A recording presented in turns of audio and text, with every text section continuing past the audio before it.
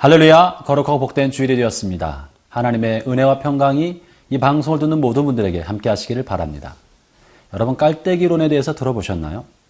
깔때기는 입구가 좁은 구멍에 물이나 기름, 액체를 넣기 위해서 만든 작은 도구 아닙니까? 깔때기를 병 입구에 꼽아 놓으면 어느 쪽으로 물이나 기름, 액체를 부어도 다 그 입구 쪽으로 흘러들어가서 모이게 되어 있죠.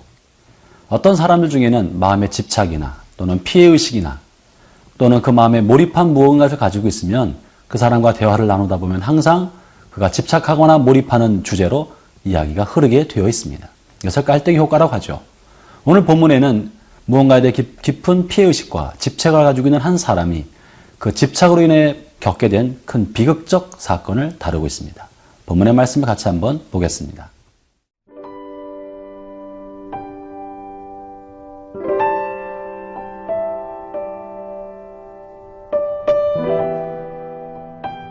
사무엘상 22장 11절에서 23절 말씀입니다. 왕이 사람을 보내어 아히두베 아들 제사장 아히멜렉과 그의 아버지의 온 집, 곧 노베에 있는 제사장들을 부르매 그들이 다 왕께 이른지라. 사울이 이르되 너 아히두베 아들아 들으라. 대답하되 내 주여 내가 여기 있나이다. 사울이 그에게 이르되 네가 어찌하여 이새의 아들과 공모하여 나를 대적하여 그에게 떡과 칼을 주고 그를 위하여 하나님께 물어서 그에게 오늘이라도 매복하였다가 나를 치게 하려 하였느냐 하니, 아히멜렉이 왕에게 대답하여 이르되 왕의 모든 신하 중에 다윗같이 충실한 자가 누구인지요? 그는 왕의 사위도 되고 왕의 호위대장도 되고 왕실에서 존귀한 자가 아니니까. 내가 그를 위하여 하나님께 물은 것이 오늘이 처음이니까 결단코 아니니이다. 원하건대 왕은 종과 종의 아비의 온 집에 아무것도 돌리지 마옵소서. 왕의 종은 이 모든 크고 작은 일에 관하여 아는 것이 없나이다 하니라. 왕이 이르되 아히멜렉아 네가 반드시 죽을 것이요 너와 네 아비의 온 집도 그러하리라 하고, 왕이 좌우의 호위병에게 이르되 돌아가서 여호와의 제사장들을 죽이라.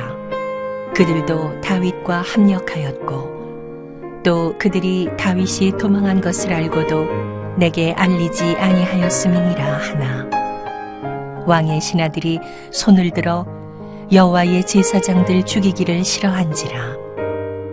왕이 도액에게 이르되 너는 돌아가서 제사장들을 죽이라 하매, 에돔 사람 도액이 돌아가서 제사장들을 쳐서 그날에 세마포 에봇 입은 자 85명을 죽였고, 제사장들의 성읍 노베 남녀와 아이들과 젖 먹는 자들과 소와 나귀와 양을 칼로 쳤더라. 아히두베 아들 아히멜렉의 아들 중 하나가 피하였으니 그의 이름은 아비아달이라. 그가 도망하여 다윗에게로 가서 사울이 여호와의 제사장들 죽인 일을 다윗에게 알리매, 다윗이 아비아달에게 이르되 그날에 에돔 사람 도액이 거기 있기로 그가 반드시 사울에게 말할 줄 내가 알았노라. 내 아버지 집의 모든 사람 죽은 것이 나의 탓이로다. 두려워하지 말고 내게 있으라. 내 생명을 찾는 자가 내 생명도 찾는 자니 네가 나와 함께 있으면 안전하리라 하니라. 사울 왕은 에돔 사람 도액이 아히멜렉이 다윗을 도와줬다는 이야기를 고발하죠. 그 고발의 이야기를 듣고 나서 높 지역에 있는 제사장들을 불러 모읍니다. 그리고 그들을 추궁합니다. 너희가 어떻게 하여 반역자 다윗을 도와주었느냐? 그러나 아히멜렉은 왕의 신하의 한 사람인 다윗과 굶주린 그의 군대들에게 빵을 주어 먹였을 뿐입니다. 아히멜렉은 자신의 결백을 주장하지만 사울의 귀에는 그 소리가 들어오지 않았습니다. 그저 사울의 눈에는 다윗과 관련된 모든 사람들이 자신을 반역하고 자신을 왕위에서 끌어내려는 반역의 무리로만 보였던 것입니다.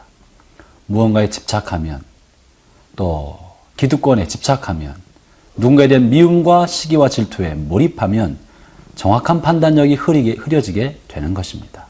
사랑하는 형제자매 여러분, 집착은 판단력을 흐리게 합니다. 그 중에 첫 번째는 집착하는 마음은 건강하고 올바른 다른 사람의 조언에 대해서도 귀를 닫게 만들어줍니다. 오늘 본문에서 아히멜렉은 왕에게 자신의 무고함을 정확하게 항변합니다. 본문 말씀 14절에서 15절이 그런 말씀의 표현입니다. 14절을 제가 읽어보겠습니다. 아히멜렉이 왕에게 대답하여 이르되 왕의 모든 신하 중에 다윗같이 충실한 자가 누구인지요?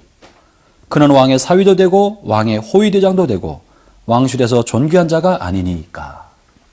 아히멜렉은 다윗을 정확히 알고 있었습니다. 그는 왕의 사위였고 호위대장이었고 많은 사람들로부터 존경받는 사람이었습니다. 그렇기 때문에 다윗을 도와주는 것은 왕실을 도와주는 것이라고 여겼던 것이죠. 그러나 사울은 이런 아히멜렉의 이야기를 듣지 않습니다. 귀를 닫은 것입니다. 들리지 않은 것입니다. 무언가에 집착하고 있을 때 다른 사람의 건강하고도 균형 잡힌 판단의 조언이 들리지 않은 것입니다. 두 번째, 집착이 만든 큰 문제 중에 하나는 하나님에 대한 의식, 감각을 흐리게 한다는 것입니다. 사울은 다윗이 자신을 반역한다는 생각에 집착한 다음부터는 하나님에 관한 의식, 즉 하나님을 두려는 마음도 점점점 무뎌지게 되었습니다. 오늘 보면 17절엔 이런 표현의 말씀도 있습니다. 왕이 좌우의 호위병들에게 이르되 돌아가서 여호와의 제사장들을 죽이라.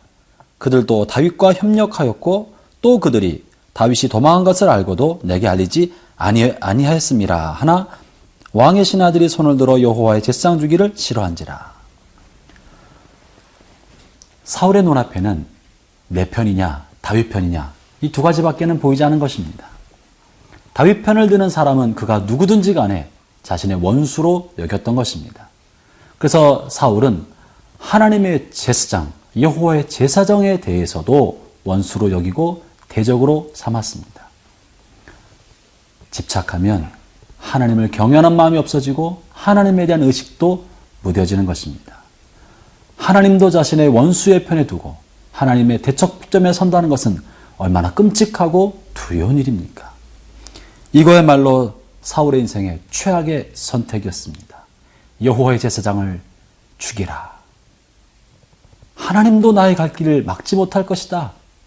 내 길을 막는다면 하나님이라도 나는 그를 향해서 또 칼을 들겠다는 생각을 표현해 준 것입니다. 만약 하나님도 나의 왕권을 흔들어 놓으려 하거나 내 왕권을 나에게서 빼앗아 누구에게 주고자 한다면 나는 그 하나님도 나의 원수로 삼겠다. 얼마나 끔찍하고 무서운 것입니까? 집착은 소리 없이 찾아오는 사단의 올무입니다. 세 번째 집착은 결국 모든 사람들을 파괴시키게 만듭니다. 집착한 자신과 자신의 주변 사람들, 또한 그와 관련된 모든 것을 마침내 궁극적 파멸로 가게 만듭니다. 사울은 노베에 있는 제사장들의 모든 가족을 살육하게 되었습니다. 오늘 본문 18절에 그런 말씀입니다.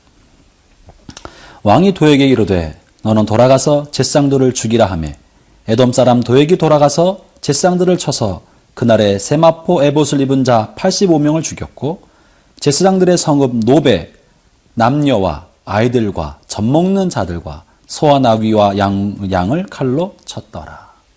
아히멜렉 한 사람이 아니라 그에 속한 모든 사람들, 제사장 마을에 있는 모든 남녀들, 어린아이들, 더 나아가 갓난아이와 소와 양, 짐승들까지도 모두 사륙하도록 하였던 것입니다.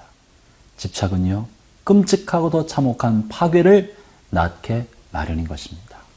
사랑하는 형제자매 여러분, 내 기득권을 지키기 위하여, 내 이익을 지키기 위하여, 탐욕적 나의 재물을 지키겠다는 집착, 내 자리를 지키겠다는 집착, 그것이 마침내 주변 사람들에게 말할 수 없는 고통을 주고 자신과 주변 사람을 파괴시킬 수 있는 결과를 낳을 수 있다는 것을 알아야 합니다. 하나님을 경외하든지 자기 욕심을 따르든지 인생은 둘 중에 하나입니다.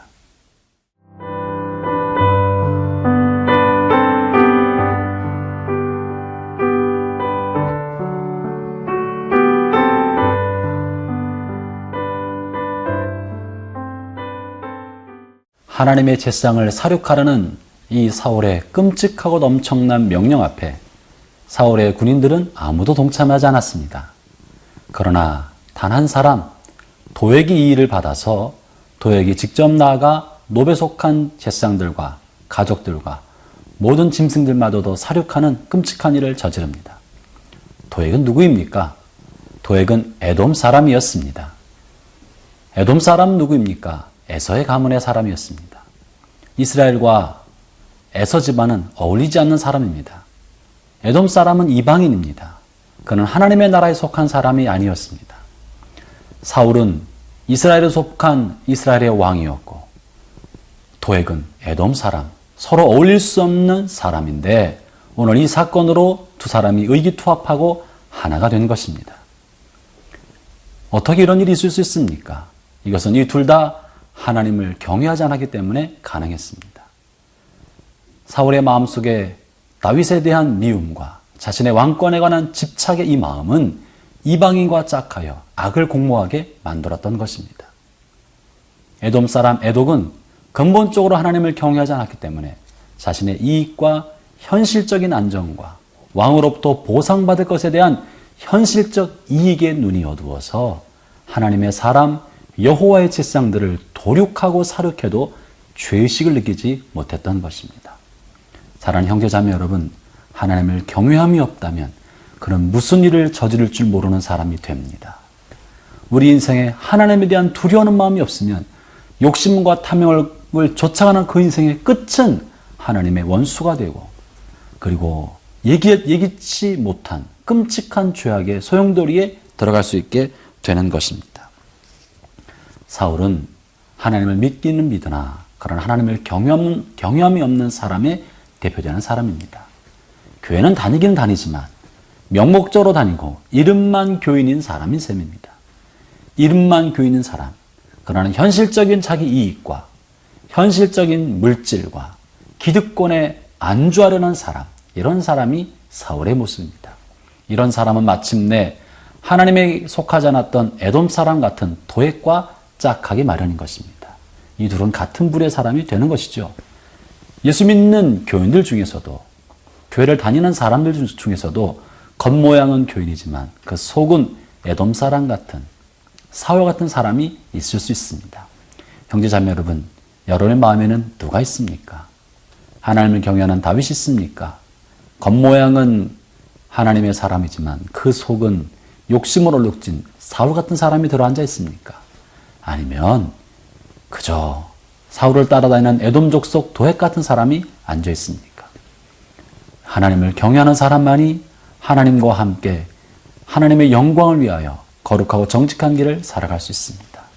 마음의 중심이 어떠한지 그것이 그 사람의 진짜의 모습인 것입니다. 오늘 말씀을 통하여 우리 안에 들어있는 마음의 집착, 욕심, 그리고 내 기득권을 포기하자라는 생각들이 우리의 판단력을 흐리게 만들고 마침내 내 목적을 달성하기 위하여 세상 사람과 짝하고 세상 사람들의 방법에 편승하게 된다는 사실을 잊지 맙시다. 그 사람들의 이야기에 귀를 기울이 맙시다. 하나님의 음성에 귀를 기울이고 그 말씀대로 살아가는 우리 모든 성도님 되시기를 주의 이름으로 축원합니다. 기도하겠습니다. 하나님 아버지, 이 땅을 살아가면서 내 판단력이 옳다고 믿을 때가 많지만 이것이 마침내 내 기득권과 내 욕심을 쫓는 사울의 어리석은 판단처럼 될 데가 없는지 두렵습니다. 깨끗한 마음과 정직한 마음으로 하나님의 뜻이 무엇인지 들을 수 있는 저희가 되게 하여 주옵소서. 마음에 남아있는 욕심을 제거해 주시고 순전한 마음으로 주의 음성을 듣고 순종하는 우리 모두가 되게 하여 주옵소서. 예수님 이름으로 기도합니다. 아멘.